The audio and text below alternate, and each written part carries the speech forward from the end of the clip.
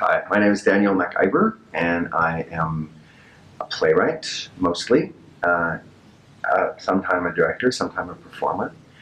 And currently, I am working on a number of projects. The main one I'm working on is a libretto for the new COC commission, Hadrian, the opera.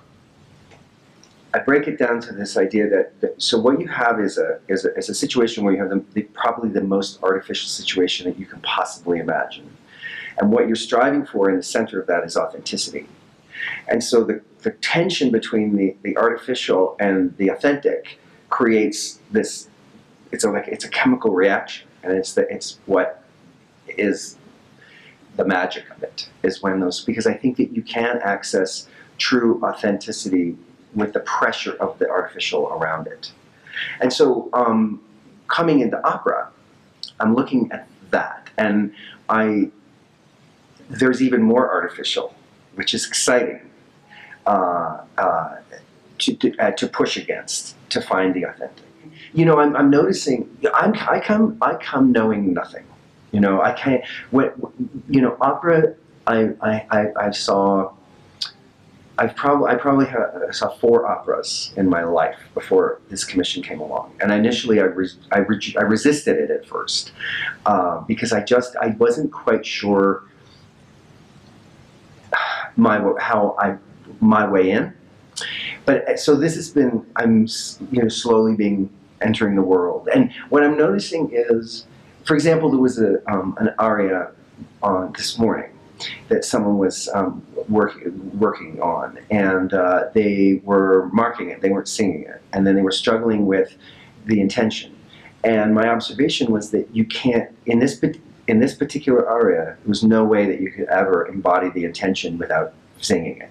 I can tell you what I don't get is the end of Don Giovanni. I do not get. I mean, I get why, but I just don't get why people go, that's okay. It's not okay. It's not okay. Anyway, the coda, right? Anyway, it's not okay. And it seems bizarre to me that it's been like, everyone's been like for generations been going, that's okay. Anyway, maybe I get that. But what I get is, it's impossible. I can't articulate what I get. I get the sacred kind of, and I don't mean that in a religious way, but I get the metaphysics of it a little bit. I get the sort of alchemical acting.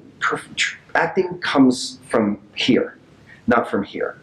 Real acting, the kind of transformative acting, and that's where the music comes from. The singing comes from here. It's coming from the same place, and I think that those things can live very well together. The issue that I have is this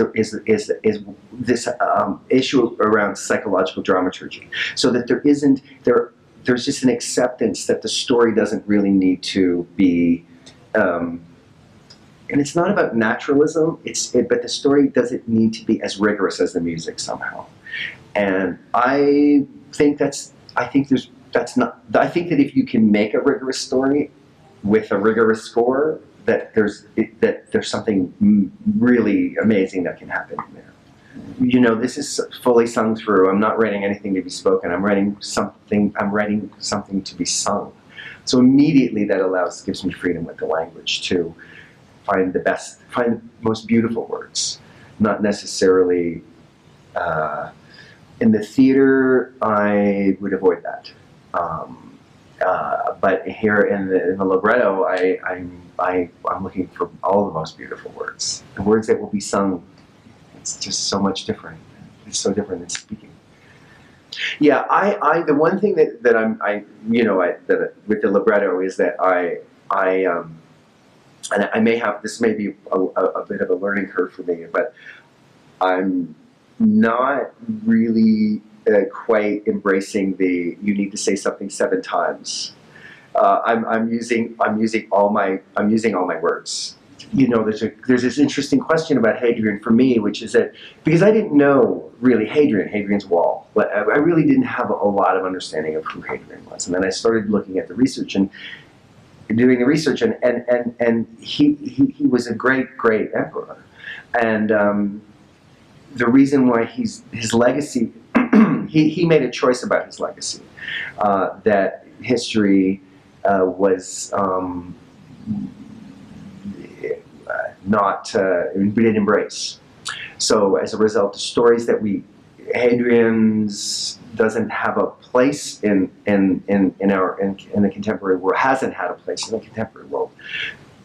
But I think he should, and I hope that we can help that with this story. You know, Hadrian's legacy, for me, is his heart, is the depth of his love, and which subverts gender questions. You know, so I feel like it's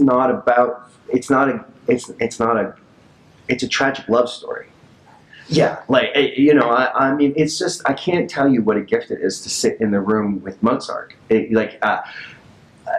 that was been my problem with opera, is that I can't, you know, people recommend, you know, listen to this or listen to, you know, and I listen, or I watch it, you know, on a screen, and you have to be in the room with it. You just have to be in the room. You have to feel it.